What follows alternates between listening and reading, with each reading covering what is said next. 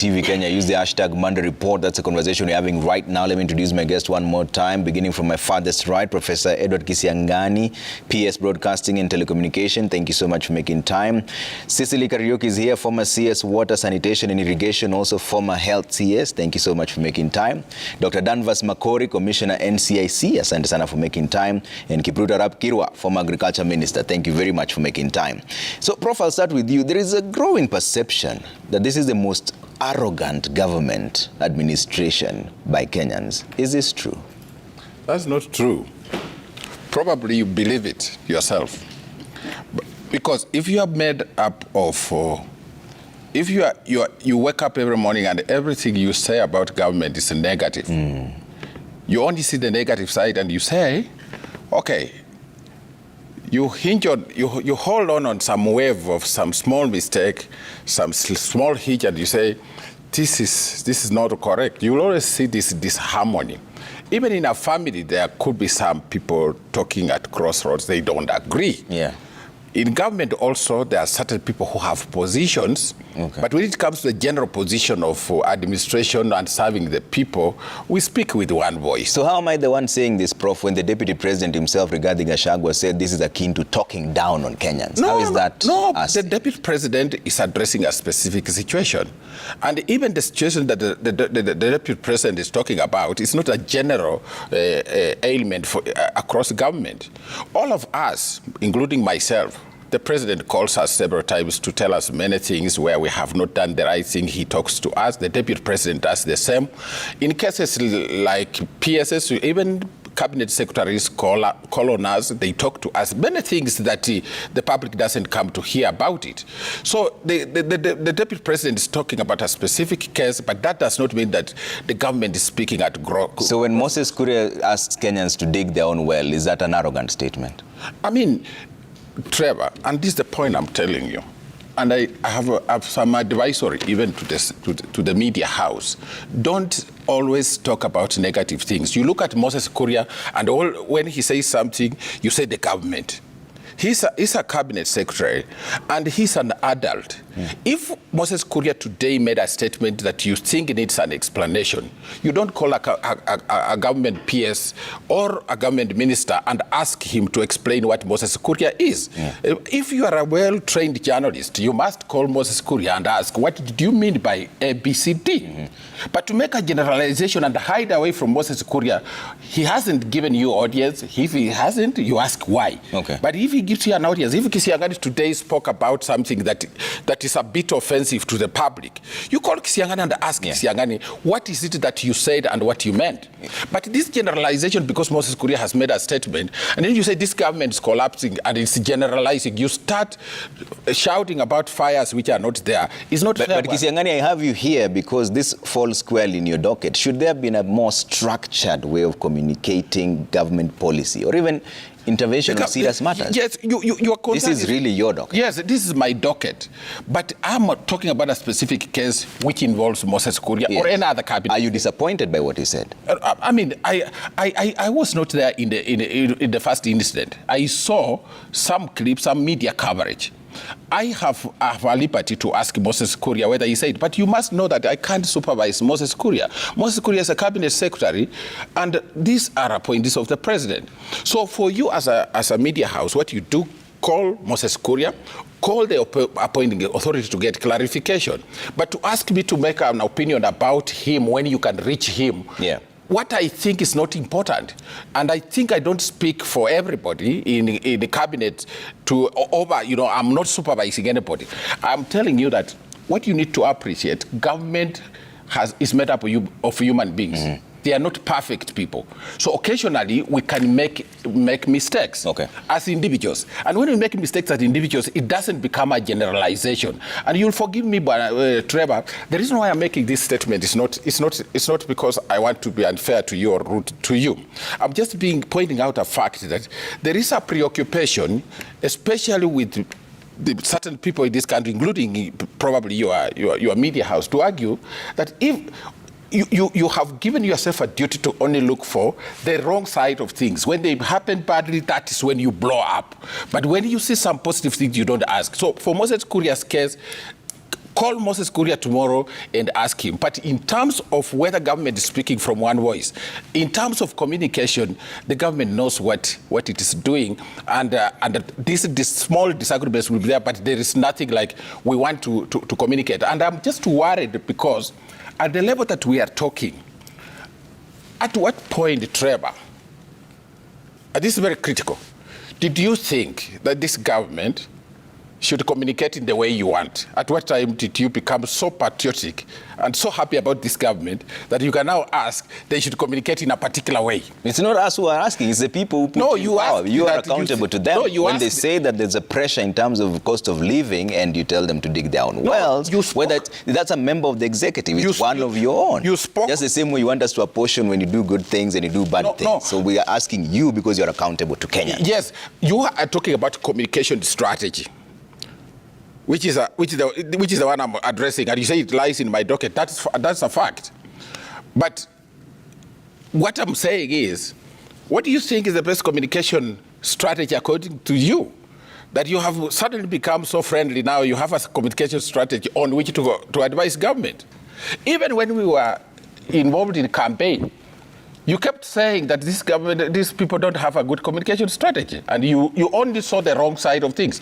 So what I would like you to do is, as a Kenyan, if probably you are concerned certain things are not right, in fact, isolate something that has irritated you and get clarification from the people who are speaking, but don't generalize that whatever is happening is therefore the government or the Ruto administration is collapsing. If you do that, you cause some kind of disharmony across the country to think that the government is on fire when that is not completely correct. Okay. And I think when we delve into specific areas of what the government has, we'll talk about that in just a minute. You will bit. understand. I will clarify where you think the communication has been wrong. I will tell you that it has been right. We'll talk about that in just a bit, but let me bring in Honorable Cecily Kariuki on this. How should CSs express themselves, Honorable Cecily, when you were there yourself?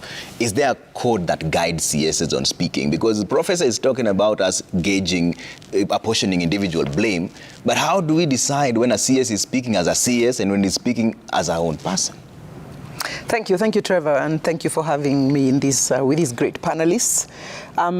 Perhaps I wanted to propose from where I speak. I do not wish to be confined to an individual case, i.e. the current issue against, between Honorable Moses Kuria and the emotions and what have you, because I think that when you say government, tone and language, that's the art of communication we are looking at. I think we are looking at leadership. Government is you, me, them, and everyone else. So if we confine this evening conversation to one case or two cases, I think it will be too little for Kenyans. Number two, I think that we need to interrogate this evening, why are Kenyans so emotive because of the occurrences or the statements that have been made in the last few days? So we must dig a little bit deeper to ask ourselves why. Is it just because a statement was made? Is it because we are unhappy? Or is it because of what the PS is telling us here, that you as a media house are oriented to bring things in a certain manner, which is a brand I think that you need to also shake off, because we need these platforms. Me and these leaders around here, we need these platforms to be able to express ourselves on behalf of the 50 million Kenyans who will not have the privilege of being invited to come and sit here. And number three, as a principle, I think that, and this is not necessarily addressing or responding to what the PS has said, one fly messes up the soup in a whole pot. So when one individual in the executive projects, or two or three projects communication in a certain way, really, I mean, if it's in a pot of soup, it then follows that soup is not good for anyone. So I think cabinet or the executive, the way you wanted us to frame this evening's conversation, is a collective of individuals at different levels, horizontal and also vertical.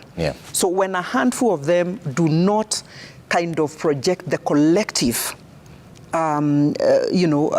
intentions of the executive, then we are bound to be left with questions of, is it really then that? Is that then the collective, or is it really the individual? And it becomes very difficult then to exonerate an individual out of that collective responsibility.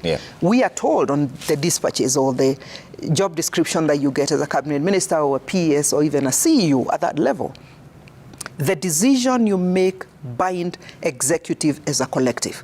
So when you voice, when you show up in a certain manner, it is fair for you to know you're speaking or projecting for everyone else. So it is important that you wear that in your mind. Trevor, the last time you hosted me, I wasn't a certified emotional intelligence practitioner. I'm one now. So my conversations will be rotating around leadership and how leadership projects from a point of emotional intelligence, particularly because of the people, the 50 million people who you've been trusted to carry. Okay. But Makori, are you concerned as NCAC when these emotive statements come through? And even the Deputy President himself had mentioned something about this is a country of shareholders. There are those who have shares, there are those who have a lot, there are those who don't have. But NCAC has not said a thing.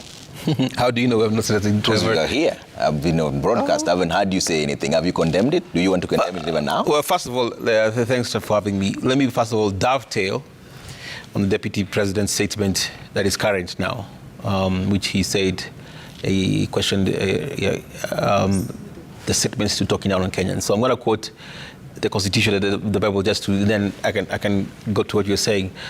Timothy was told to be an example as a young leader in speech, in conduct, in love. And for the first thing was in speech. And in our Constitution, we are told, it is very clear that our bosses are the Kenyans. So we as state officers, all of us have been state officers one time, our true bosses are the Kenyan people. So I think in training, you don't talk to your boss the way you want to. You are very careful. All of us have been saying, you are very careful how you talk to your boss, otherwise you'll be fired very easily. So I agree with the Deputy President in what he has said today in regards to that. I think we must, once a mistake has been made, it's good to acknowledge it has been made, but there's a larger context to it and a broader context to it. Of course, we know the country we are in, free speech is guaranteed in our Constitution, but there's limit to it. The question that is there is the issue of perception. There's the issue of ethics in terms of what you talk as leaders, the issue of Chapter 6 of the Constitution in terms of who you are as a leader and how you project yourself. And that's a broader question, I think, that comes to question in mind.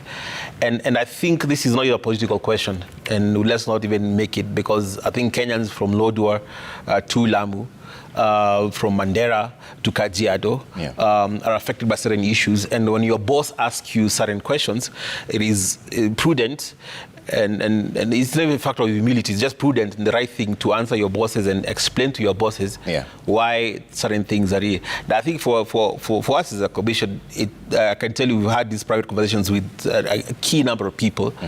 But in reality, Trevor, let's be very frank also. See, not everything gets to our purview as a commission. You know, for us, there's a limit, the threshold to what we handle. So certain things can be incendiary, can be offensive. That is not really our purview per se. So that's a conversation I think we need to have as a country and as leadership, but it's not something for me I can say as a commission that is our responsibility. So let me, one of the things I think we can see in this example is good to always stick to your lane, comment on matters that really within your lane, otherwise you get in trouble like we've seen. All right, Honorable Kiro, I have to take a quick break here, but you've been in the executive before. What is the agreed upon code of conduct, and the statements you've had, are they becoming of a member of the executive?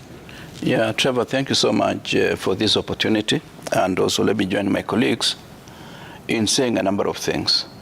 One, we are not saying it because we do not like the current administration. We are saying it because there is a standard way of communication. The last time I knew, when we were in cabinet, there is what Cecil Kariuki has said, collective responsibility.